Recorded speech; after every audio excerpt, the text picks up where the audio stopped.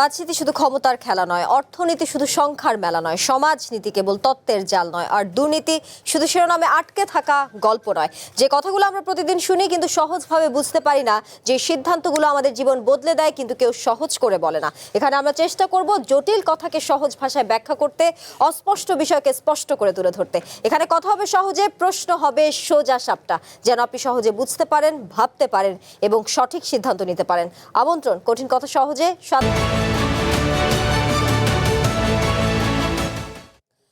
বৈষম্যহীন ও দুর্নীতিমুক্ত সমাজ গড়ার লক্ষ্যে শুরু হয় বৈষম্য বিরোধী আন্দোলন, যা এক পর্যায়ে রূপ নেয় গণ আন্দোলনে। ছাত্রদের ডাকে নানা শ্রেণী পেশার মানুষ নেমে আসে রাজপথে। ক্ষমতার পালাবদলের 2 বছর হতে চলল। অনেক স্বপ্ন নিয়ে যারা জুলাইয়ে রাজপথে নেমেছিলেন, তাদের অনেকের কণ্ঠে এখন হতাশা আর আক্ষেপের কথা শোনা যায়। তাদের মতে রাজনৈতিক প্রেক্ষাপট আর চরিত্র বদল হয়েছে, কিন্তু একই রকম রয়ে গেছে বৈষম্য বিভাজন। প্রশ্ন উঠছে, জুলাই আন্দোলনের ফলে কি সমাজের সমষ্টিগত পরিবর্তন হয়েছে, নাকি শুধু ব্যক্তিবিশেষ লাভবান হয়েছে? কেন দূর করা গেল না বিভাজন? বিরোধী দলের নেতিবাচক উস্কানিমূলক রাজনীতি আর শাসক দলের দমন পীড়নের রাজনীতি কতটা লাভবান হচ্ছে? তবে কি ক্ষমতার প্রশ্নে জুলাই কেবলই রাজনীতি? এইসব প্রশ্নের উত্তর খুঁজবো আজকের কঠিন কথা সহজে। আজকে আমাদের সাথে স্টুডিওতে আছেন বিএনপির কেন্দ্রীয় সহ ত্রাণ ও পুনর্বাসন সম্পাদক এবং সংরক্ষিত নারী আসনের সংসদ সদস্য অ্যাডভোকেট নেওয়াজ হালিমা আরলি। আছেন গণ অধিকার পরিষদের মুখপাত্র ফারুক হাসান, এবং কিছুক্ষণের মধ্যে আমাদের সঙ্গে যুক্ত হতে যাচ্ছেন জাতীয় নাগরিক পার্টির যুগ্ম আহ্বায়ক নুসরাত তাবাসসুম এমপি। আমরা আশা করছি তিনি কিছুক্ষণের মধ্যে যুক্ত হবেন। আপনাদের দুজনকে আমন্ত্রণ আজকের কঠিন কথা সহজের এই আয়োজনে। শুরুটা করতে চাই অ্যাডভোকেট নেওয়াজ হালিমা আরলি আপনাকে দিয়ে। বলছিলাম, বৈষম্যহীন এবং দুর্নীতিমুক্ত সমাজ গড়ার লক্ষ্যে ছাত্রদের যেই আন্দোলন, বৈষম্য বিরোধী আন্দোলন, সেটি শুরু হয়েছিল, যা পরবর্তীতে গণ আন্দোলনের রূপ নেয়। এবং আমরা দেখেছি সেই সময় ছাত্রদের ডাকে নানা শ্রেণী পেশার মানুষ রাজপথে নেমে এসেছে। সেই ক্ষমতা পালাবদলের 2 বছর হতে চলল। এই যে 24-এর আগের রাজনীতি এবং 24-এর পরের রাজনীতি যদি আপনার পর্যালোচনায় শুনতে চাই, কোনো কি পরিবর্তন এসেছে? পরিবর্তন তো একেবারেই দৃশ্যমান। কারণ হচ্ছে 24-এর আগে যে রাজনীতি ছিল সেটা হচ্ছে দমনপীড়নের রাজনীতি। 24-এর আগে কেউ ছাত্ররা যে আন্দোলন করেছিল সেটা প্রয়োজন হয়ে পড়েছিল সেই আন্দোলনের। আর 24-এর পরে যা হচ্ছে সেটা অনেক শ্রদ্ধার সাথে দেখতে হচ্ছে। কারণ 24-এর পরে ছাত্রদের যে রাজনীতি, বাংলাদেশের জনগণের যে প্রত্যাশা, পারদচুম্বী যে প্রত্যাশা, সব কিছুকে অ্যাডজাস্ট করতে হচ্ছে। 24-এর পরবর্তী যে রাজনীতি, এখানে ছাত্ররা যে কথা বলছে সেটা একটি নির্বাচিত সরকারের কাছে, তাদের প্রত্যাশিত সরকারের কাছে, মানে তাদের অভিভাবকের কাছে তাদের সমস্যাটা তুলে ধরছে। আর সরকারও অত্যন্ত ধৈর্যের সাথে সেটা শুনছেন। মাত্র 6 মাসের সরকার আর দীর্ঘদিনের ফ্যাসিস্ট কখনোই এক হতে পারে না। তো 24-এর আগের যে রাজনীতি সেটার আর এখনকার রাজনীতির যে আন্দোলন বলেন বা চলমান যে প্রক্রিয়া বলেন, সম্পূর্ণরূপেই বিপরীতমুখী। এখন যেটা হচ্ছে সেটা আসলেই গণতান্ত্রিক, আসলেই যৌক্তিক, এবং এই ধরনের আন্দোলনকে অবশ্যই শ্রদ্ধার সঙ্গে দেখছি আমরা। জি, আওয়ামী লীগের পতনের পর এসেছে অন্তর্বর্তী সরকার। এরপর গত ফেব্রুয়ারিতে জাতীয় নির্বাচনে বিএনপি সরকার দায়িত্ব নিয়েছে। বৈষম্যহীন সমাজের জন্য এই যে এত রক্তপাত, বা অথচ আমরা তখন সেই সময় যে আন্দোলন ছিল গণ আন্দোলনের রূপ নিয়েছে, সেটার পরেও এখনো কেন মেধার বিনিময়ে চাকরির জন্য স্লোগান ওঠে? সেই ক্ষেত্রে জুলাইয়ের প্রাপ্তি অপ্রাপ্তির প্রশ্নে রাজপথে থাকা এই যে ছাত্র শিক্ষকদের কণ্ঠে আমরা হতাশা শুনতে পাই, কেন এখনো সেই হতাশা কিংবা আক্ষেপ? এইটাকে আমি হতাশা বলবো না, এইটাকে আমি বলবো যে তাদের যে চাওয়াটাকে, সেই চাওয়াটা তারা কন্টিনিউয়াসলি মানে চালিয়ে যাবে, কারণ যতক্ষণ না পাবে। তো এই যে 6 মাসের সরকার এখনই তাদের সকল প্রত্যাশাকে পূর্ণ করতে পারবে এমন তো কিছু না। এমন কোনো জাদুকরী লাঠিও সরকারের কাছে নেই। তো তারা তাদের প্রত্যাশা, তাদের মাঠে নামা ছাত্র শিক্ষক যারা মাঠে নেমেছেন, তারা তো তাদের যৌক্তিক গত 17 বছরের এই সরকারের আগে যেই একটা সরকার ছিল ইন্টারিম গভর্নমেন্ট, তারাও কিন্তু এই সমস্যার সমাধান করে যেতে পারেন নাই। তবে এই সমস্যার সমাধানের জন্যে সকলকে একযোগে কাজ করতে হবে। এর মধ্যে কি আপনি দেখেছেন যে যথেষ্ট নিয়োগ হয়েছে? একপাক্ষিক হয়নি। এর মধ্যে কি হয়েছে যে যথেষ্টভাবে ছাত্ররা যখন আন্দোলন করতে নেমেছে বা এই কথাগুলো বলছে, তাদেরকে গুম হচ্ছে, খুন হচ্ছে, কিংবা তাদের উপর অযৌক্তিক কোনো স্টিম রোলার চালানো হচ্ছে না, বাট ছাত্ররা আন্দোলনে থাকবে, এটাই তো স্বাভাবিক। জি, বিএনপি সরকারের বিরুদ্ধেও নানা সময়ে যে অভিযোগগুলো ছিল আগের আমলে, কিংবা যে অভিযোগগুলো এখনো উঠছে তাদের বিরুদ্ধে, চাঁদাবাজি, দুর্নীতি কিংবা মবেরও অভিযোগ সমসাময়িক সময়ে আমরা দেখেছি। সেক্ষেত্রে পুরনো রাজনৈতিক দল হিসেবে যেই দায়িত্বশীলতা বা যে বিচক্ষণতার পরিচয় দেওয়ার কথা ছিল, পুরনো রাজনৈতিক দল, পুরনো সংস্কৃতি কি এখনো, সেই সংস্কৃতি এখনো ফেরত আসছে কিনা, বা ততটা পারছেন কিনা দায়িত্বশীলতার পরিচয় দিতে? আমি একেবারেই দেখছি না যে পুরনো সংস্কৃতিকে মানে নতুন করে কোনো কিছু করা মানে চলছে, চলমান রয়েছে। আমরা সম্পূর্ণ নতুন একটি বাংলাদেশ গড়ার প্রত্যয়ে এইবার সরকার গঠন করেছি, এবং আমাদের সাথে যারা ছিল, বিরোধী দলে যারা ছিল, তারাও অত্যন্ত দায়িত্বশীলতার পরিচয় দিয়েছেন। বাংলাদেশের জনগণ একটা চমৎকার একটা নির্বাচনকে আশা করেছিল এবং সেটাই হয়েছে। এই যে জনগণের প্রত্যাশা, এই প্রত্যাশাকে শ্রদ্ধা জানাতে হয়। আরেকটা যেটা যে আপনি মনে করছেন যে আগের মতো অর্থাৎ আপনি যদি 17 বছর ধরে যে কালচারটা চলে আসছিল, আপনি অফিসে বলেন, আপনি শিক্ষা প্রতিষ্ঠানে বলেন, আপনি যেখানে রাজনীতিতে বলেন, যেই মানে ধারাটা চলে আসছিল সেটা বহমান আছে বা সেই ধারাই চলমান, এটা একেবারে অসত্য কথা। আমি অনেক কিছু ইতিবাচক দেখছি। আমি দেখছি যে বাংলাদেশের সকল জনগণ তাদের নির্বাচনের মাধ্যমে, এই ফেব্রুয়ারি নির্বাচনের মাধ্যমে তাদের সঠিক অভিভাবক পেয়েছেন, যিনি সংসদে অত্যন্ত মনোযোগ দিয়ে বিরোধী দলকে শ্রদ্ধার সঙ্গে শুনেন, বলেন কম। তারপরে দেখবেন তার যে কালচার, তিনি এই যে গাড়িতে চলছেন, তার নিজস্ব গাড়িতে চলছেন, তিনি সরকারি বাসা এখনো পর্যন্ত ব্যবহার করছেন না। তার কার্যালয়ে গেলে আগে যে মানে শুধু খাদ্যের বিল, মানে তারা যে ভাতা দিয়েছিল, সেটা একদম মানে একেবারে অসহনীয় পর্যায়ে এই গরিব দেশের, তিনি সেটিও কমিয়েছেন, ব্যক্তিগত খরচ কমিয়েছেন, এবং একটি ভালো সরকার প্রতিষ্ঠা করবার জন্য যা যা করণীয় তিনি ততটাই ধৈর্যের পরিচয় দিচ্ছেন। এখন আমি 6 মাসের একটা সরকারের কাছে অনেক বেশি প্রত্যাশা করে ফেলবো, সে মানে পারদচুম্বী আমার প্রত্যাশা থাকবে, তো আমি তো হতাশ হবই। আমার ওই জায়গাটাকেও, আমার লেভেলটা বুঝতে হবে যে আমি কি চাইবো, চট করে কি পাবো, সেটাই। জি, আপনাকে ধন্যবাদ। আমাদের সঙ্গে যুক্ত হয়েছেন জাতীয় নাগরিক পার্টির যুগ্ম আহ্বায়ক এবং সংরক্ষিত নারী আসনের সংসদ সদস্য নুসরাত তাবাসসুম। আপনাকে আমন্ত্রণ আজকের কঠিন কথা সহজে অনুষ্ঠানে। আপনার কাছে আসবো, তার আগে একটু ফারুক হাসান, আপনার কাছে সেই প্রশ্নের উত্তর জানতে চাই যেটি নিয়ে বলছিলাম, এই যে বৈষম্য বিভাজন এখনো কেন রয়ে গেছে? ক্ষমতার পালাবদলে 2 বছর হতে চললো, এখনো আমরা যেই রক্তপাত নিয়ে আসলে বৈষম্য বিরোধী আন্দোলন শুরু হয়েছিল, গণ আন্দোলন হয়েছে, যা এতগুলো প্রাণ ঝরেছে, তার বিনিময়ে আমরা এখন যেই রাজনীতি দেখছি, এই রাজনীতি কি কাম্য ছিল? ধন্যবাদ আপনাকে। ধন্যবাদ চ্যানেল ওয়ানের সম্মানিত দর্শক এবং আমার 2 সহ আলোচক, 2জনেই সংরক্ষিত নারী আসনের সদস্য, 2জনকেই অভিনন্দন। আসলে দেখুন, যে জুলাই গণঅভ্যুত্থানের কথা আমরা বলছি, 36 দিনের জুলাই গণঅভ্যুত্থান, অ্যাকচুয়ালি এটা তো 36 দিনের আন্দোলন ছিল না। এই আন্দোলনের প্রেক্ষাপট তৈরি করতে আমাদের 15 থেকে 16 বছর সময় লেগেছে। এই 15-16 বছরের দীর্ঘ যে ধারাবাহিক আন্দোলন সংগ্রাম, এই আন্দোলন সংগ্রামের একবারে চূড়ান্ত পর্যায়টা ছিল আমাদের 36 দিনের আন্দোলন, যেটাকে আমরা 36 জুলাই বলি। সেই 36 জুলাইয়ের গণঅভ্যুত্থানের মধ্য দিয়ে আমরা আজকে একটি নতুন বাংলাদেশ পেয়েছি। এখন এই নতুন বাংলাদেশ পাওয়ার পরেও এই যে আমাদের মান অভিমান কিংবা চাওয়া না চাওয়া পাওয়া এবং আমাদের যে আকাঙ্ক্ষা, জনগণের যে আকাঙ্ক্ষা, এটা কতটুকু বাস্তবায়ন হলো, এই যে নানান প্রশ্ন, নানান আলোচনা, সমালোচনা, এগুলো কেন জন্ম হলো? আসলে এরকমটা হওয়ার কথা ছিল না, তারপরেও হয়েছে কেন? বিকজ অফ আমরা দেখলাম যে গণঅভ্যুত্থানের পরে জনগণের কাঙ্ক্ষিত প্রত্যাশা বাস্তবায়নের দায়িত্ব যাদের উপরে আমরা দিয়েছিলাম, তারা আসলে জনগণের সেই কাঙ্ক্ষিত আকাঙ্ক্ষা বাস্তবায়নের পরিবর্তে নিজেদের আকাঙ্ক্ষা বাস্তবায়নে তারা বেশি ব্যস্ত হয়ে পড়লেন।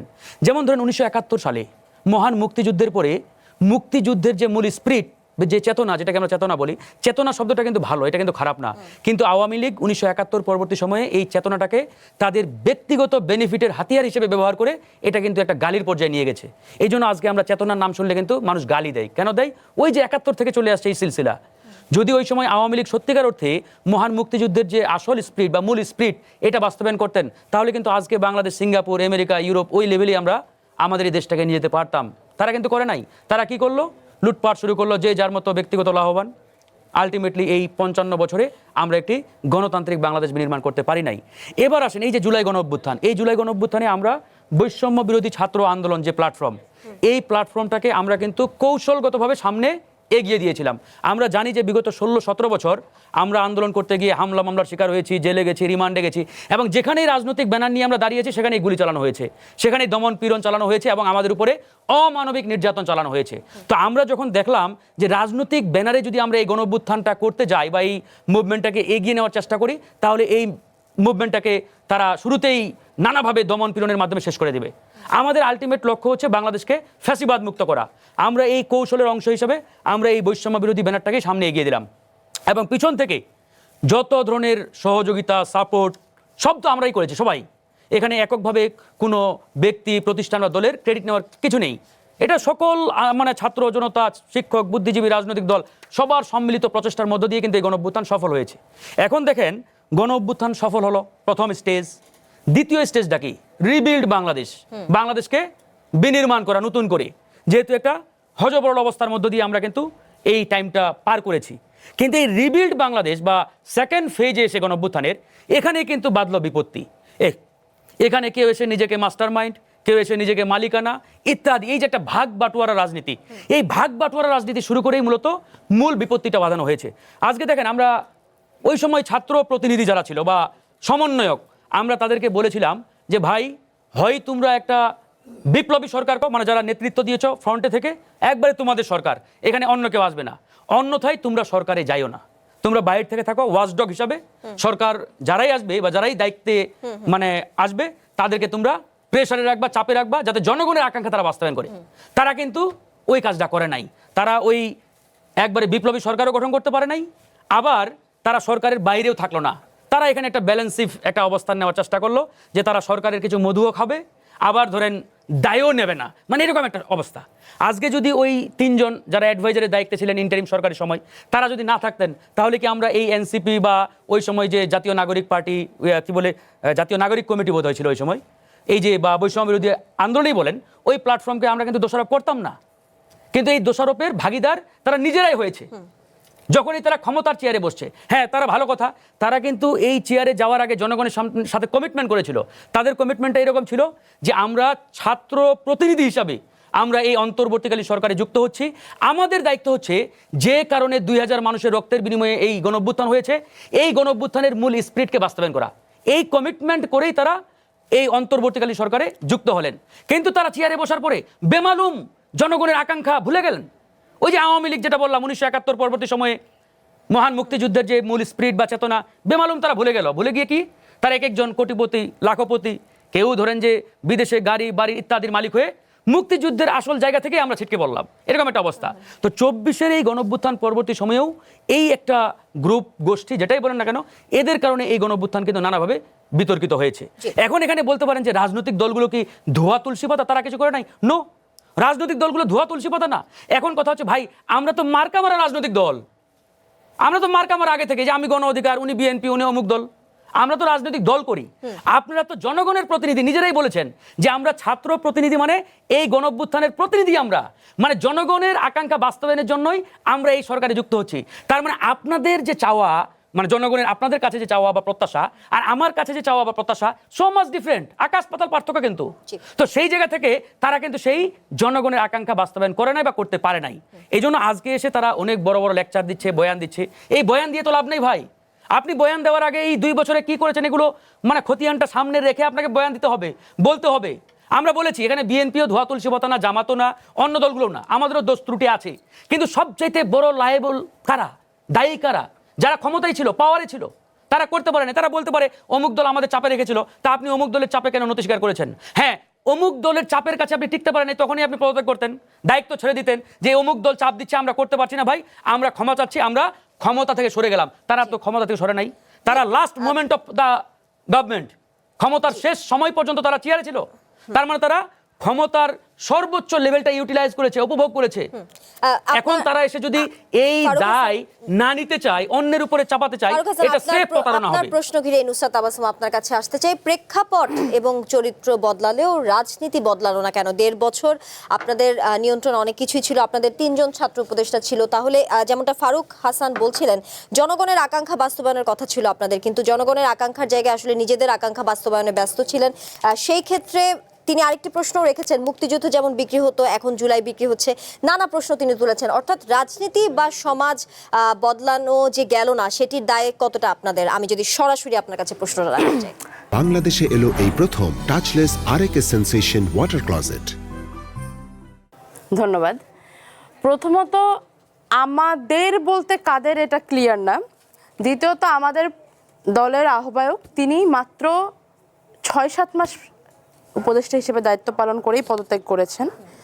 আমাদের দলের মুখপাত্র তিনি পদত্যাগ করারও বেশ কিছুদিন পরে আমাদের দলে যোগ দিয়েছেন, আমাদের আহ্বায়কের মতো সাথে সাথে নন। আর আরও একজন ছাত্র উপদেষ্টা যিনি ছিলেন তিনি আমাদের সাথে, আমাদের পার্টিতেও তিনি নেই, তিনি তার আলাদা প্ল্যাটফর্ম রয়েছে। আর ব্যাপারটা একটু এরকম হয়ে গেল না যে আমরা তো আসলে চুরি বাটপারি করি, আমরা করতেই পারি, নতুন করে চোর বাটপার কেন আসবে? একটুকু একটা পাড়ার মধ্যে এতজন চোর, আমাদের তো ভাগ কমে যাচ্ছে।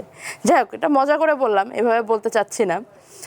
দেখুন, বিষয়টা হচ্ছে অমক অমক করেছে এই টাইপের অভিযোগ ছাত্র উপদেষ্টারা এইমাত্র ফারুক ভাই আমার পাশে বসে যতগুলো অভিযোগ করে গেলেন, বলে গেলেন খতিয়ানটা সামনে রেখে কথা বলতে। ভাই, আমাদের খতিয়ান আমরাই, ইনোসেন্ট আনটিল প্রুভেন। এত এত অভিযোগকে আপনি যদি প্রমাণ ধরে কথা বলতে আগান তাহলে হবে না। বর্তমানে আপনার দল তো সরকারের সাথে জোটসঙ্গী হিসেবে আছে, বলুন প্লিজ সরকারকে তদন্ত করে বের করুক আসলে কত টাকার, কত কোটি টাকার গাড়ি বাড়ি হয়েছে, কে কত টাকার সম্পদ করেছে। বিরোধী দলের মানে স্ক্রুটিনি তো সরকার দল করতেই পারে চাইলে। আমার মনে হয় না আমাদের দলের কেউ আপত্তি করবে যদি আমাদের আর্থিক স্ক্রুটিনি এখন করা হয়। তাছাড়া ইসিতে তো ইসি যখন মনোনয়ন দিয়েছে এক একজনকে, আশা করি এই ইসি খুব ভালোভাবে দেখে শুনেই দিয়েছে, যেহেতু এই ইসির দেওয়া মনোনয়নের ভোট হয়ে বিএনপি এবং তার জোট সঙ্গীরা সংখ্যাগরিষ্ঠ আসন পেয়ে সরকার গঠন করেছে। সেক্ষেত্রে ইসির দিকেও একটা প্রশ্ন আসতে পারে, তারা কি ভালোভাবে যাচাই বাছাই করেনি? আচ্ছা, এ তো গেল অভিযোগ। তো অভিযোগের ওপরে আপনি মানে অভিযোগের পৃষ্ঠে আপনি অভিযোগ করতে পারেন একের পর এক, কিন্তু এটাকে যদি প্রমাণ আকারে ধরে কথা বলতে আগান তাহলে জিনিসটা মানহানিকর।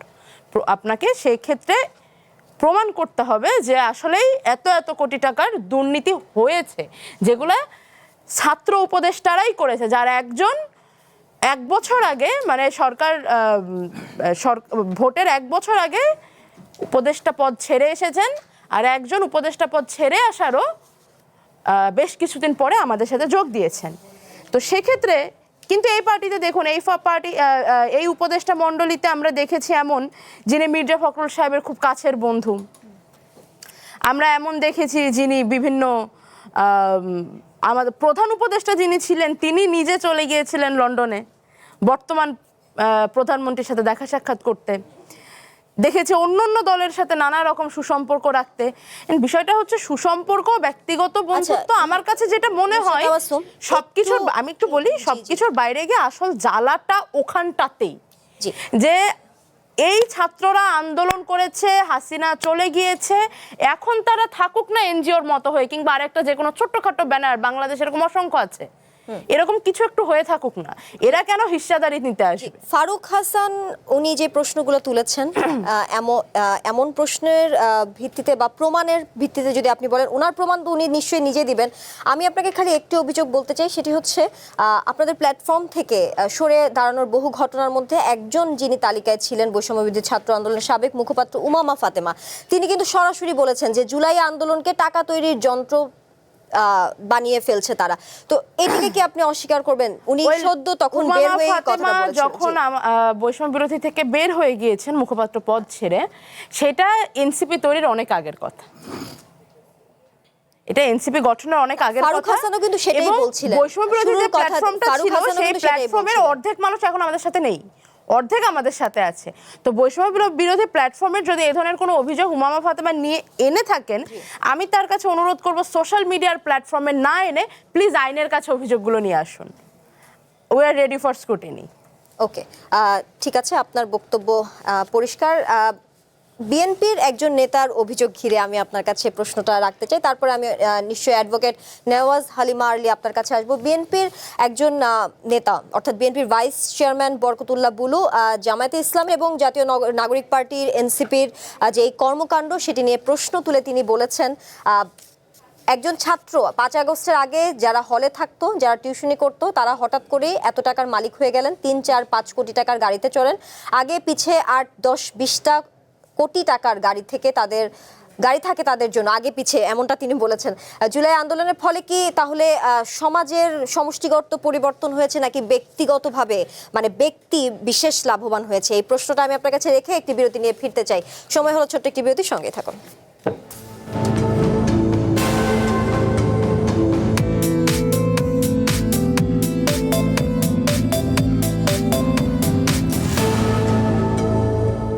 স্বাগত আরো একবার কঠিন কথা সহজের আজকের আয়োজনে। নুসরাত তাবাসসুম, বিরতির আগে আপনার কাছে প্রশ্ন রেখেছিলাম বিএনপির ভাইস চেয়ারম্যান বরকতুল্লাহ বুলু যে অভিযোগটি করেছেন সেই সাথে আরেকটি অভিযোগ যদি যুক্ত করি, ময়মনসিংহ 10 আসনে বিএনপির সংসদ সদস্য আক্তারুজ্জামান বলেছেন অনেকে জুলাই চেতনা বিক্রি করেন, তাদের অনেকে আগে রিকশায় চড়তেন। একই অভিযোগ, তারা এখন প্রাডো গাড়িতে চড়েন। বৃহস্পতিবার জাতীয় সংসদে 2026-27 অর্থ বছরের প্রস্তাবিত বাজেটের উপর আলোচনায় অংশ নিয়ে আক্তারুজ্জামান এই অভিযোগটি করেন। অর্থাৎ তার অভিযোগটা এমন যে জুলাই যুদ্ধ তো আমরাও করেছি, আমরা সেখানে এই ধরনের কাজে লিপ্ত না বা কর্মকাণ্ডে লিপ্ত না। আর যারা নতুন বন্দোবস্তের কথা বলেছেন তারা এখন হঠাৎ করে তাদের যে সংস্কৃতির পরিবর্তন, তাদের চলাফেরার পরিবর্তন, এটি আসলে কেন? আবার বিষয়টা হচ্ছে যে ইটস ভেরি ইন্টারেস্টিং। আমি নাম নিব না, নাম না নিয়ে বললেও মানুষ চিনে যাবে। আপা প্লিজ ডোন্ট মাইন্ড। শুধু 5ই আগস্টের পর তো 2 বছর হয়েছে। আমাদের এমন নেতা বর্তমানে আছেন, আমাদের দেশে উপস্থিত আছেন, যাদের গুম থেকেও অর্থ সম্পদ বেড়েছে। 5ই আগস্টের আগে যদি দেখা যায় বার্ষিক সম্পদ বৃদ্ধির মাত্রাটা 2%, 3%, 5%, 8%, 5ই আগস্টের পর সেই সমস্ত নেতার সম্পদ বৃদ্ধির মাত্রাটা 20%, 25%, অ্যাকর্ডিং টু ইসি। প্রাডো গাড়ি বা অন্য গাড়ি, আমি যেটা বললাম, মানে it's very simple. Maybe it sounds little arrogant, but it's very simple. আমাদের পার্টির অলমোস্ট সবার, যারা বিশেষ করে যারা নমিনেশন নিয়েছিল, সকলেরই অর্থ সম্পদের আয় ব্যয়ের খতিয়ান জমা দেওয়া আছে সরকারের কাছে। তারা যে কোনো সময় যাচাই বাছাই করতে পারে। আগে পরে 10টা-20টা গাড়ি সব যে খরিদকৃত হইতে হবে এমন তো না, ভাড়াই পাওয়া যায়। আমাদের রাজনীতি পছন্দ করে এমন মানুষ 2 ঘন্টার জন্য তার গাড়িটা আমাদেরকে ধার দিতে পারে, কিছুক্ষণের জন্য গাড়িটা এমনি ব্যবহার করতে দিতে পারে, কিছুক্ষণের জন্য ভাড়াই দিতে পারে। আর তাছাড়া আমাদের এই যে দেশব্যাপী পদযাত্রা হলো পুরো জুলাই মাসের, মাত্র 2টো গাড়ি নিয়ে আমাদের কিন্তু যে যে অভিযোগের কথা বললাম বিএনপির পক্ষ থেকে, যে দুজনের নাম আমি উল্লেখ করে আপনার কাছে অভিযোগ করলাম, তারা বলেছেন রেগুলার ভাবে তারা কিন্তু নানা সময় এই বক্তব্যগুলো রেখেছে। আমি জাস্ট আপনাকে বললাম এটা জানা উচিত যে বছর চুক্তিতেও গাড়ি ভাড়া পাওয়া যায়। আচ্ছা, নিশ্চয়ই। এবং বাই দ্য ওয়ে, আমি আজকে আপনাদের এখানে এসেছি আপনাদের চ্যানেলের গাড়িতে, আর আপনাদের গাড়ি পর্যন্ত আমি এসেছি রিকশাতে। আমি নিজেও রিকশাতেই চলাচল করি। জি, অ্যাডভোকেট নেওয়াজ হালিমা আরলি, জামায়াত আমির ডাক্তার শফিকুর রহমান বলেছেন ফ্যাসিস্টরা যেমন বিরোধী মত দমন করত সেটাও শুরু করেছে বিএনপি। শাসক দলের বিরুদ্ধে বিরোধী দলকে দমন পীড়নের অভিযোগ উঠছে বারবার। অর্থাৎ কিছুদিন আগেও আপনি দেখেছেন হবিগঞ্জের যে ঘটনাটি ঘটেছে, সেখানেও এমনটা অভিযোগ উঠেছে যে পুলিশ সামনে ছিল, নিষ্ক্রিয়তার যেই অভিযোগ পাওয়া গেছে। যদিও সেখান থেকে পুলিশের পক্ষ থেকে বলা হয়েছে যে তদন্ত চলবে, তদন্ত হলে যদি কোনো প্রমাণ মিলে তাহলে সেই ক্ষেত্রে ব্যবস্থা নেওয়া হবে। কিংবা এনসিপির পক্ষ থেকে সরাসরি সরকার দলের বিরুদ্ধে অভিযোগ করেছে যে তারাই আসলে এরকম তাদের উপর এরকম দমন পীড়ন করছে। এই যে বিরোধী দলের বারবার এই অভিযোগ, আপনি শুরুতে বলছিলেন যে 24-এর আগের রাজনীতি এবং 24-এর পরের রাজনীতি নিয়ে আপনাকে প্রশ্ন করেছিলাম। আপনি বলেছেন যে আগের রাজনীতিতে আসলে হতো দমন পীড়ন, এখন সেটা হয় না, তো এখন সেই অভিযোগ আবার কেন? অভিযোগ উঠতেই পারে, তবে অভিযোগ কতটা সত্য সেটা সত্য নির্ভর, সেটা হলো আসল কথা। যে অভিযোগটা এসেছে, আপনি হবিগঞ্জের নাম উচ্চারণ করেছেন। হবিগঞ্জে যে ব্যাপারটা হয়েছে আপনারা সকলেই জানেন যে জিকে গাউস উনি এবং ওনার ওয়াইফকে নিয়ে, যিনি কারাগারে থেকেও তিনবার নির্বাচন করে অনেক ভোটের মাধ্যমে জয়ী হয়েছিলেন, এরকম একটা নেতাকে নিয়ে একটা মানে এনসিপির, আমিও নাম বলতে চাই না, সবাই বুঝে ফেলবে, মানে এমন অশোভন কিছু কথা বলেছেন হবিগঞ্জে গিয়ে যেটা অন্যরা নিতে পারে না। পলিটিক্সের সবাই তো আর একরকম হয় না, তো যারা নিতে পারে না তাদের বয়স বিবেচনা অনেক কিছু আছে। এই যে ক্রমাগত মানে প্রভোগ করা একটা কোন জায়গা থেকে কত বড় লেভেলের মানুষকে, এমনকি মহাসচিবকে পর্যন্ত, এগুলো দীর্ঘদিন ধরে হতে থাকলে যেটা হয় আমার মনে হয় যে সেরকমই এটাকে নিপীড়ন, দমন, পীড়ন এটার সঙ্গে যুক্ত করা মনে হয় ঠিক হচ্ছে না। আর উনি যেটা বলেছেন, বিরোধী দলীয় নেতা যেটা বলেছেন, এটা ওনার কোন বিবেচনায় বলা আমি জানি না। বাংলাদেশের সবাই যেখানে যেখানে আন্দোলন হচ্ছে সেটাকে অত্যন্ত মানে কি বলবো, খুব সাদরেই গ্রহণ করা হচ্ছে। আন্দোলন করবে জনগণ, এটাই তো হওয়া উচিত রাজনীতিতে। যে কোনো বিষয় নিয়ে তার চাওয়াটাকে তার মতো করে রাস্তায় দাঁড়িয়ে চাইবে। এই পরিবেশের জন্যই তো আন্দোলন, এই পরিবেশের জন্যই তো আজকে ৩৩ জুলাই বলা হয়। তো এই জন্য তো ওরা যদি ফিল করে থাকে যে যেটা বললো যে সম্পূর্ণটাই তাদের অধিকারের বা তাদের দ্বারা হয়েছে, তারা অনেক কিছু ওন করে, বাংলাদেশটাকে সবার রাষ্ট্র হিসেবে দেখতে হবে। সেইখানে আমি যদি আমার দলের কেউ যদি অন্যকে ক্রমাগত মানে আমার পাশে বসে ক্রমাগত প্রভোগ করে, অশোভন কথা বলে, আর সেইখানে কাছে বসে থেকেও তারা একটি শব্দ উচ্চারণ করে। আমি গত এই অনেক দিন ধরে আমি এই পাটোয়ারির বক্তব্যগুলো ফলো করছিলাম। আমি অবাক হচ্ছিলাম যে ওর সমস্ত অভিযোগ মানে সেই লেভেলের নেতাদেরকে নিয়ে, কিন্তু কখনোই শেখ হাসিনার ফ্যাসিস্ট সরকারের বিরুদ্ধে তার একটি উচ্চারণও নাই। শেখ হাসিনার বিরুদ্ধে কিংবা যারা এখনো বসে আছে বিভিন্ন জায়গায়, ওদের তো সেই আবর্জনাগুলো পরিষ্কার করার কথা বা সেই ব্যাপারে তাদেরকে ধরিয়ে দেওয়ার কথা। তারা যেটা রাস্তায় দাঁড়িয়ে পারবে, অনেকেই পারবে না, অনেকেই সেটা করতে পারবে না। তো তারা সেই জায়গাটাতে নেই।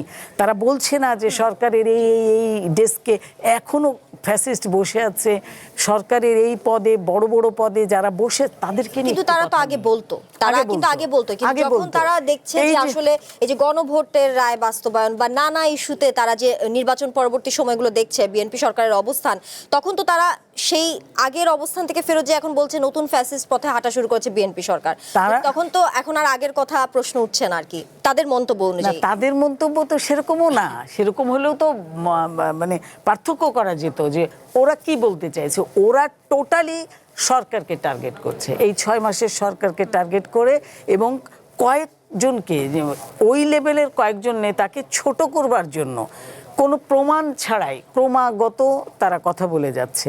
তো এই জায়গাগুলোতে তো ভাবতে হবে যে আমার আসলে বাংলাদেশে কি প্রয়োজন। আমাকে তো আগে বুঝতে হবে যে দেশকে সেইভাবে দাঁড় করাতে হলে একটি সরকারের সমস্ত ফাউন্ডেশন কে ভেঙে যাওয়া, বিধ্বংস একটা বাংলাদেশকে রাষ্ট্র কাঠামো মেরামতের যে কার্যগুলি, সেইগুলো তাদেরও তো, বাংলাদেশ তো কারো একার না।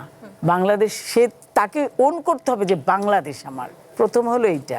দ্বিতীয়ত হলো তাকে ভাবতে হবে যে আমার এই রেখে যাওয়া যে জঞ্জাল, যে ফ্যাসিস্টের রেখে যাওয়া যে জঞ্জাল, যে অনিয়ম, যে দুর্নীতি, এইগুলোকে প্রথম চিহ্নিত করা এবং সেই লক্ষ্যে একসঙ্গে কাজ করা।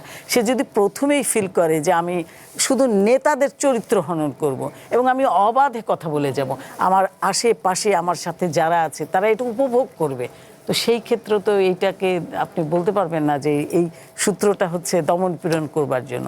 কাউকে ব্যক্তিগতভাবে তো দমন পীড়নের কোনো প্রশ্নই উঠে না।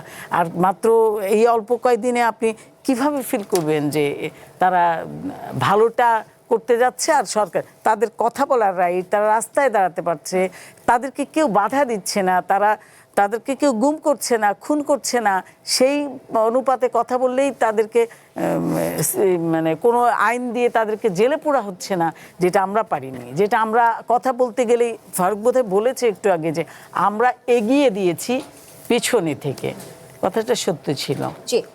ফারুক হাসান, যেমনটা বিরোধী দলের অভিযোগগুলো বলছিলাম, এই যে ফ্যাসিস্টের দিকে সরকার হাঁটা শুরু করেছে, সেই ক্ষেত্রে এই অভিযোগ ঘিরে আপনার মন্তব্য কি? এবং যেমনটা অ্যাডভোকেট নেওয়াজ হালিমা আলী বলছিলেন, 6 মাসের একটা সরকারকে টার্গেট করছে এনসিপি, টার্গেট করে আসলে প্রমাণ ছাড়া এই ধরনের কথা বলছে। আপনিও কি একমত কিনা? সেই ক্ষেত্রে আবার এই যে মবের রাজনীতির কথা উঠছে, যে হবিগঞ্জের মবের অভিযোগ উঠছে, সেই ক্ষেত্রে এনসিপির কিছু নেতাকর্মীদের বিরুদ্ধে, এনসিপি নেতাকর্মী না, এনসিপি যারা ছিলেন 5ই আগস্ট পরবর্তী সময়ে, সেই সময় আমরা দেখেছি মবের অভিযোগ তাদের বিরুদ্ধে উঠেছিল। সেই ক্ষেত্রে দুটো মিলিয়ে আপনার পর্যালোচনা কি? বাংলাদেশে এলো এই প্রথম টাচলেস আরএকে সেন্সেশন ওয়াটার ক্লজেট। ধন্যবাদ আপনাকে। আসলে দেখেন, সরকারের সমালোচনা অবশ্যই করা যাবে, কারণ বিএনপি ফেরেস্তাদের দল নয়, বা বিএনপি সরকার যাদের নিয়ে গঠন করা হয়েছে তারা সবাই ফেরেস্তা, বিষয়টা তো এমন না, মানুষ। সুতরাং তাদের সমালোচনা অবশ্যই হবে। তারা ভালো কাজ করলে আমরা বাহবা দেব, আবার তারা জনগণ বিরোধী সিদ্ধান্ত নিলে আমরা সমালোচনা করব, কঠোর সমালোচনা করব। এখন কথা হচ্ছে, সমালোচনার তো একটা ভাষা, একটা লাইন, শব্দচয়ন, বাক্যচয়ন ইত্যাদি রয়েছে। এখন এটা অনেকেই অনেকভাবে ব্যাখ্যা করে, যেমন এনসিপি বা তারা বলার চেষ্টা করে যে সমালোচনার আবার শব্দ কীরকম। তাহলে এই যে আপনারা নতুনত্ব, আওয়ামী লীগের সময় সংসদেও কিন্তু আমরা দেখেছিলাম এই ধরনের যেই না না না, বিষয়টা এমন না। আওয়ামী লীগের আমলে আমরা এরকম দেখেছি, বিধায় আমরা আওয়ামী লীগের, আমি সেটা বলছি না, আওয়ামী লীগের পতনের জন্য আমরা হয়নি সেটা আন্দোলন করেছি। হ্যাঁ, এখন কথা হচ্ছে, আমরা তো বিগত 54 বছরের যে রাজনৈতিক কালচার, যে রাজনৈতিক আমাদের এদেশের প্র্যাকটিস, আমরা তো এখান থেকে বের হতে চাই। আমরা বলেছি এই 54 বছরের রাজনীতি আমাদেরকে একটা সভ্য সমাজ দিতে পারে নাই, নতুন রাজনীতি দিতে পারে নাই, আমরা নতুন বাংলাদেশ বিনির্মাণ করতে পারি নাই। এবং এই যে বক্তব্যগুলো, এই বক্তব্যগুলো সবচাইতে বেশি দেয় কে? এনসিপি, যেহেতু তারা তরুণদের দল এবং এই গণঅভ্যুত্থানের ফ্রন্টের মালিকানা তারা দাবি করে থাকে, বা সম্মুখ সারির যোদ্ধা ইত্যাদি, মেনে নিলাম। এখন যারা এটা সবচাইতে বেশি বলে, যারা সবচাইতে এটাকে বেশি নিজেদেরকে দাবিদার মনে করে, তাদের মধ্যে যখন ওই পুরাতন তন্ত্র, ওই পুরাতন জঞ্জাল আমরা দেখতে পাবো, তখনই তো এই প্রশ্নটা জাগবে। ধরুন আপনি বলছেন যে ভাই আমরা একটা নতুন ধারা আপনাদের দিতে চাই, জনগণকে বললেন, তখনই আপনি শুরু করলেন আওয়ামী লীগের মতো গালিগালাজ, ওবায়দুল কাদের ডেইলি মিডিয়াতে এসে যা করতেন। তাহলে জনগণ আপনার কাছ থেকে নতুনত্ব কী পাবে? এখন ধরেন উনাদের আহ্বায়ক নাহিদ ইসলাম, উনার বক্তব্যে আজ পর্যন্ত আমি দেখি নাই যে কেউ সমালোচনা করেছে। এবং আমি নিজেও মাঝে মাঝে প্রশংসা করি যে নাহিদ আমাদের বয়সে অনেক ছোট হলেও তার যে এখন চেয়ার, তিনি বিরোধী দলীয় চিফ হুইপ এবং সত্যিকার অর্থে একজন পরিপক্ক নেতার মতোই সে বক্তব্য দিচ্ছে। আমরা প্রশংসা করছি না?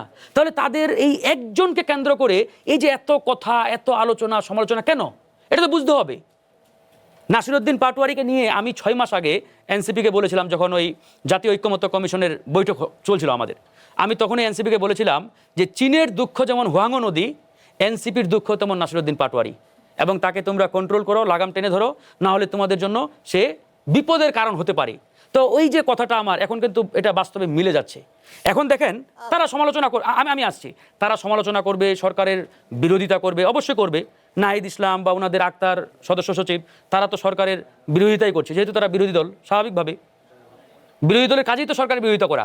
এখন কথা হচ্ছে, এই বিরোধিতার তো একটা সিস্টেম আছে, লিমিট আছে, শব্দচয়ন, বাক্যচয়ন। কারণ আমরা তো ওই পুরাতন রাজনীতিতে আর থাকতে চাই না, নতুনত্ব চাই, নতুন বন্দোবস্ত চাই। তো এই জিনিসটা আমাদের মাথায় রাখতে হবে। আমরা এই জন্যই বরাবরই বলি এনসিপি অবশ্যই ভালো করুক, এগিয়ে যাক। হ্যাঁ, বাংলাদেশে নতুন রাজনৈতিক দলের দরকার আছে, কিন্তু এটা সত্যিকার অর্থে তারা যেটা হৃদয়ে বলে, মন থেকে যেটা জনগণের সামনে যেটা বলে, এটা আসলে হৃদয়ে লালন করে কিনা, এটা একটা বড় প্রশ্ন। যেমন ধরেন অনেকেই এটা বলে, এটা জনগণের সামনে একটা জনশ্রুতি আছে যে নাসিরউদ্দিন পাটোয়ারিকে এনসিপি আসলে এভাবেই প্রেসক্রিপশন দিয়ে মাঠে নামিয়ে দিয়েছে। কেন? শেষ করি একবার অল্প সময়ে। নাসিরউদ্দিন পাটোয়ারি দেখেন এই কথাগুলো বলার কারণে মাঠে কিন্তু একটা উত্তপ্ত পরিস্থিতি তৈরি হচ্ছে। এই উত্তপ্ত পরিস্থিতি তৈরি হওয়ার ফলাফলটাও কিন্তু এনসিপির ঘরে যাচ্ছে। কিভাবে? যেমন এনসিপির যে ওই জুলাই পদযাত্রা, এই জুলাই পদযাত্রা দেখেন মানুষ কিন্তু খুব একটা জানতো না। যখনই এই যে একটা সাংঘর্ষিক অবস্থা তৈরি হলো নাসিরউদ্দিনের বক্তব্য কেন্দ্র করে, কয়েকটা জায়গায় হামলাও হয়েছে, এটাকে কেন্দ্র করে আজকে কিন্তু বাংলাদেশের প্রত্যেকটা মানুষের মুখে মুখে এই হামলা এবং এনসিপি ওদের বার্তা চলে গেছে। তো এটা এনসিপির কৌশল কিনা, এটা এনসিপি ভালো বলতে পারবে। আমরা বলছি যে এটা যদি তাদের কৌশল হয়ে থাকে, এটা অবশ্যই খারাপ একটা দৃষ্টান্ত হবে। জি ফারুক হাসান, আপনি যেমনটা বলছিলেন চীনের দুঃখ হুয়াংহো নদী এবং এনসিপির দুঃখ নাসিরউদ্দিন পাটোয়ারি। নাসিরউদ্দিন পাটোয়ারি তো একা সেই দুঃখ না। যতদূর আমি একটা উদাহরণ দিয়ে বলি, যেমন জনাব ফজলুর রহমানের বাসার সামনে, সেগুন বাগিচার বাসার সামনে যেই অশ্লীল স্লোগান দেওয়া হয়েছিল, আগেও আমরা দেখেছি যে বিভিন্ন সময় নানা সময়ে এই ধরনের অশ্লীল স্লোগান আমরা দেখতে পাই, বা একটা রাজনীতির ভাষা আছে, সেটির শালীনতা আমরা দেখতে পাই না, যেটা 90-এর গণ আন্দোলনেও এমন ছিল না বা মুক্তিযুদ্ধের প্রেক্ষাপটেও এমন ছিল না। সেই ক্ষেত্রে এগুলো কি জুলাই থেকে এসেছে কিনা, দুটি প্রশ্ন রাখলাম। না, বিষয়টা ধরেন একটু সংক্ষিপ্তভাবে। আন্দোলন সংগ্রামের সময় আমাদের একটা স্পিরিট থাকে। আন্দোলন সংগ্রামের সময় অনেক কথা, অনেক আলোচনা, স্লোগান নানানভাবে কিন্তু আমরা ওখানে দিয়ে থাকি। আপনি ওই আন্দোলন সংগ্রামের স্লোগানগুলোকে পরবর্তীতে আপনি যদি আপনার রাজনৈতিক দলের কালচারে পরিণত করেন, এটা কিন্তু একটা নেতিবাচক একটা ধরেন যে একটা এস্টাবলিশমেন্টে পরিণত হবে। ধরেন ওই সময় তো অনেক স্লোগান আমরা দিয়েছি। শেষ করি, দ্বিতীয়ত হচ্ছে এই যে জুলাই গণঅভ্যুত্থান, এই যে আন্দোলনের যে স্লোগান, সেটি কি অশ্লীল হতে পারে? না, অশ্লীল তো আমি বলছি না, বা শালীনতা কি ক্রস করতে পারে? কারণ শালীনতা ক্রস কোনটা আর ক্রস না কোনটা এটা তো আপনাকে পরিষ্কার করে বলতে হবে। মানে আপনি যদি বলেন যে এই যে স্লোগানটা, এই স্লোগানটা যদি, যেমন নাসিরউদ্দিন পাটোয়ারির একটা এক্সাম্পল দেই, আমাদের এক মন্ত্রীকে নাসিরুদ্দিন এই বাটপারের ছেলে বাটপার না চোরের ছেলে চোর, এইরকম আর কি, মানে বাপকে ইন্ডিকেট করে। দেখেন, আপনি একজন মন্ত্রীকে একটা গালি দিতে পারেন, ধরে নিলাম এটা আপনার জায়গা থেকে আপনি বৈধ মনে করছেন, দিলেন। আচ্ছা, ওই মন্ত্রীর বাবা দোষটা কি করলো? আপনি তার বাপকে কেন টেনে আনলেন? সে কিন্তু একাধিকবার এই বক্তব্যটা দিয়েছে, মানে বাবাকে অমুকের ছেলে অমুক, মানে এইভাবে আর কি। তো এইটা তো আসলে আমাদের রাজনৈতিক ভাষা হতে পারে না। আপনি ধরেন একজন মন্ত্রীর সমালোচনা করেন, নো প্রবলেম, কিন্তু যখন তার পরিবার, তার বাবাকে টেনে আনবেন, এটা কিন্তু অবশ্যই রাজনৈতিক ভাষা হতে পারে না। এই জিনিসটা আরেকটা কথা আমি বলে রাখি, ফজলুর রহমানের যে এক্সাম্পলটা দিলেন, আমাদের কথা একবারই পরিষ্কার, আমাদের মধ্যে রাজনৈতিক বিভেদ থাকতে পারে, রাজনৈতিক মতানৈক্য থাকতে পারে, মতবিরোধ থাকতে পারে, কিন্তু জুলাই গণঅভ্যুত্থানের প্রশ্নে আমরা ঐক্যবদ্ধ। এই জুলাই গণঅভ্যুত্থানের প্রশ্নে যদি কেউ বিরোধিতা করে, সে বিএনপি নেতা হোক, জামাতের নেতা হোক, এনসিপি হোক, আর আমরা হই, আমরা কিন্তু কাউকে ছাড় দেবো না, কারণ এই গণঅভ্যুত্থান আজকের এই নতুন বাংলাদেশ দিয়েছে আমাদের। জি, নুসরাত তাবাসসুম, আপনার কাছে আসবো একটি বিরতি নিয়ে, ফিরছে। সময় হলো ছোট্ট একটি বিরতির, সঙ্গে থাকুন।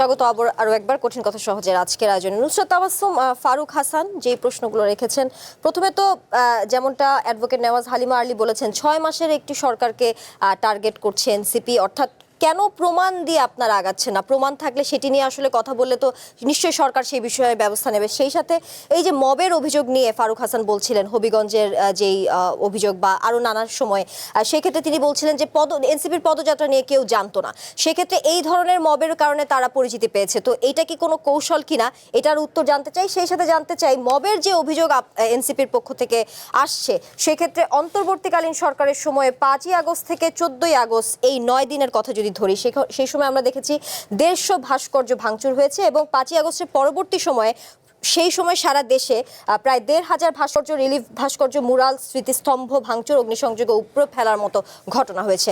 তাহলে আমরা এই মবের রাজনীতি থেকে বের হতে পারছি না কেন? তখনও ছিল, এখনো ছিল, কেন? আচ্ছা,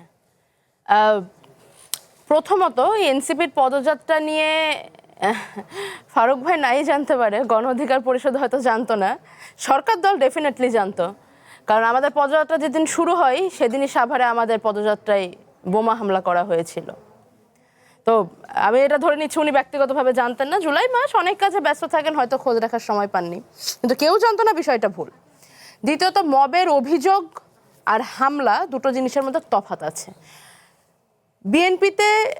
বিএনপির সহযোগী ছাত্র সংগঠন ছাত্র দলের কিছু নেতৃবৃন্দের সরাসরি আক্রমণ করার ফুটেজ রয়েছে, যাদের বিরুদ্ধে মামলা হয়েছে, এবং তাদের 11 জন আজকে জামিন নিয়েছে,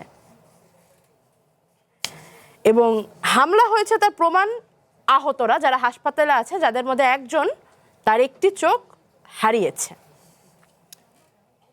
বিষয়টাকে মব বলতে চান বলতে পারেন, আমার অসুবিধা নেই, কিন্তু হামলা হয়েছে, মানুষ আহত হয়েছে, হামলাকারীদের চেহারা পরিষ্কার দেখা গিয়েছে, এবং হামলা করার স্থানে পরবর্তীতে পুলিশ মোতায়েন করার পরেও দফায় দফায় হামলা করার চেষ্টা হয়েছে।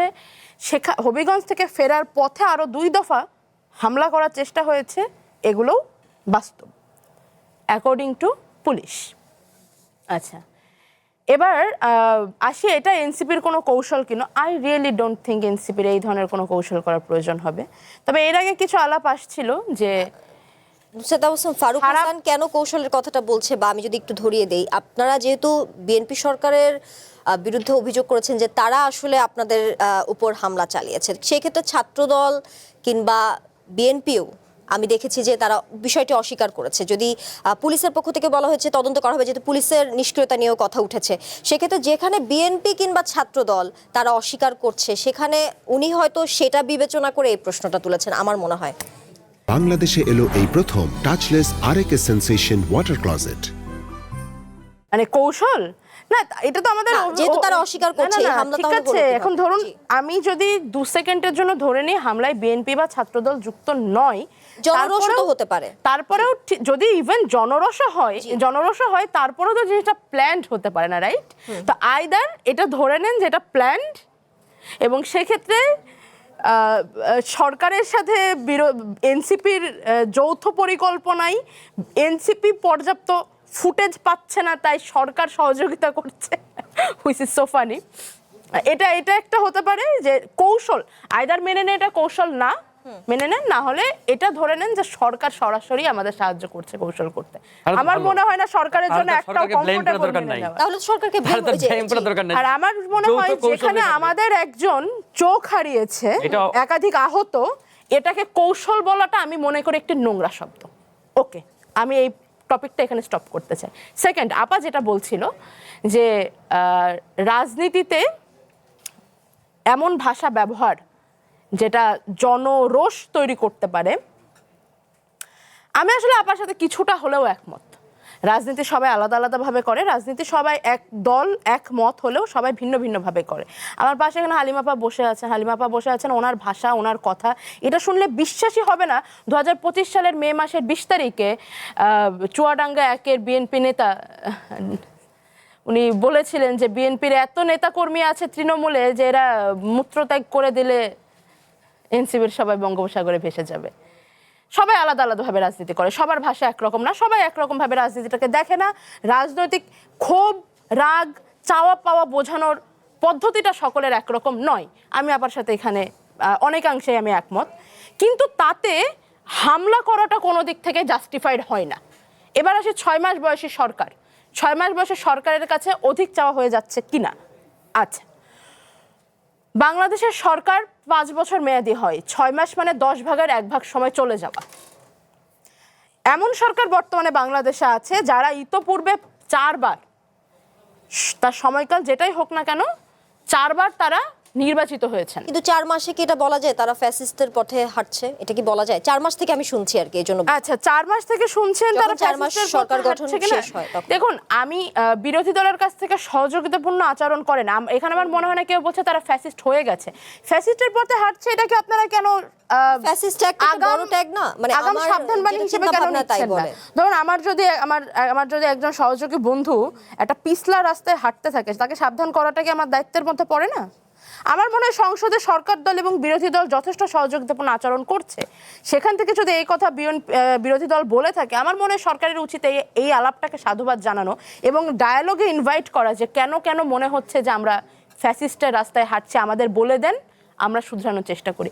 এটাকে ইগনোর করাটা আমার মনে হয় যে একটু আনস্মার্ট হবে, বরং এটাকে অ্যাড্রেস করাটা বেশি স্মার্ট হবে। হালিমা আপা, আমি এটা কিন্তু সরাসরি বললাম, প্লিজ অ্যাড্রেস করেন, জিনিসটা স্মার্ট দেখাবে। আচ্ছা, নুসরাত তাবাসসুম, টিআইবি জানিয়েছে, টিআইবির তথ্য বলছে অন্তর্বর্তীকালীন সরকারের সময় 2025 সালে জাতীয় পর্যায়ে, আপনি এটা বলেছিলেন, আমি এখানটাতে আলাপে আসি। এটা আমি বলিনি, না, 5ই আগস্ট থেকে মবের এটা আমি কথাটা বলতে মবের কথা চাচ্ছিলেন না? বলছিলেন, আমি এটা বলছি আরেকটি প্রতিবেদন। জি, টিআইবি জানিয়েছে অন্তর্বর্তীকালীন সরকারের সময় 2025 সালে জাতীয় পর্যায়ে 12,633 কোটি 2 লাখ টাকার ঘুষ লেনদেন হয়েছে। সেই সময় আমি যেটা আপনাকে আগেও প্রশ্ন করেছিলাম, যে সচিবালয় থেকে শুরু করে বা আপনাদের ছাত্র উপদেষ্টারা ছিল, এবং তখন বলা হতো, আপনি হয়তো এখন অস্বীকার করবেন, তখন বলা হতো যে ছাত্রদের নিয়ন্ত্রণেই আছে সেই সময় সরকার, এবং নানা মহল থেকে বলতো আপনি কেবল বিএনপি সরকারের কথা বলতে পারবেন না, সব জায়গা থেকে, এমনকি জনগণও বলতো। ঠিক আছে, তো সেই ক্ষেত্রে এই ঘুষের টাকা আসলে কাদের পকেটে গেল? না, অভিযোগ তোলা হতো, সেটা অস্বীকার করে আমি আমার আলাপ আমি বলেছি যদি সেটা হয়, আমি এবং ডক্টর ইউনূস অস্বীকার নিজেও করে বলেছেন। এগিয়ে নিয়ে যাব না, অস্বীকার না করে এগিয়ে নিয়ে যাচ্ছি। দেখুন, সবকিছু যদি ছাত্র উপদেষ্টাদের এগেন, তখন 2 জন ছাত্র উপদেষ্টা ছিলেন, তার মধ্যে একজন লিয়াজু কমিটিতে ছিলেন, সরাসরি সমন্বয়কও ছিলেন না, যিনি বর্তমানে আমাদের সাথেও নেই। আর একজন ছিলেন যিনি পদত্যাগ করার বেশ কিছুদিন পরে আমাদের সাথে যোগ দিয়েছেন, আর আমাদের আহ্বায়ক তখন ছিলেন না, বাট ছিল, 2 জন ছাত্র প্রতিনিধি ছিল।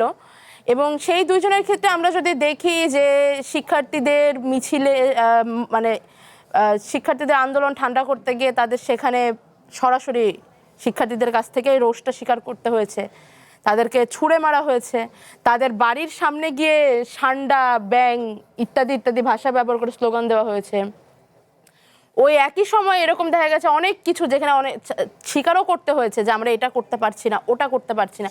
পদত্যাগের পর কিছু কিছু উপদেষ্টা এটা স্বীকারও করেছেন যে আমরা এই করতে পারিনি। কেউ কেউ বলে কিচেন ক্যাবিনেটের এখন আলাপ আসে।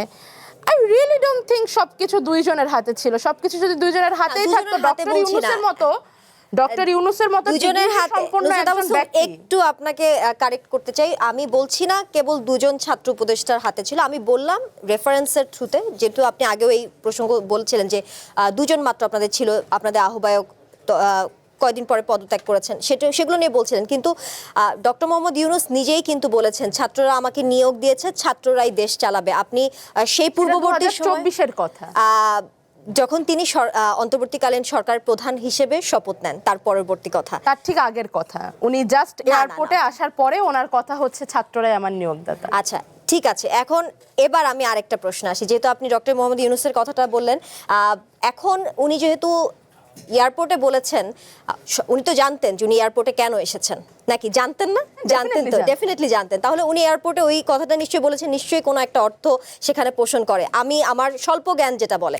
তো সেই ক্ষেত্রে কিছুদিন আগে একজন উপদেষ্টার সঙ্গে সাক্ষাৎ হয়েছিল প্রধানমন্ত্রী তারেক রহমানের। সেই উপদেষ্টা বলেছিলেন যে আমরা যেই সময়ে, সেই উপদেষ্টার নাম তিনি প্রকাশ করেন নাই, প্রধানমন্ত্রী তারেক রহমান তার কথা বলছি, তিনি তার নাম উল্লেখ করেনি। তিনি বলেছেন তারা যখন সেই উপদেষ্টা যখন ক্ষমতাকালে ছিলেন, যখন দায়িত্বে ছিলেন, তখন তারা একটা আতঙ্কে ছিলেন, ছাত্রদের আতঙ্কে।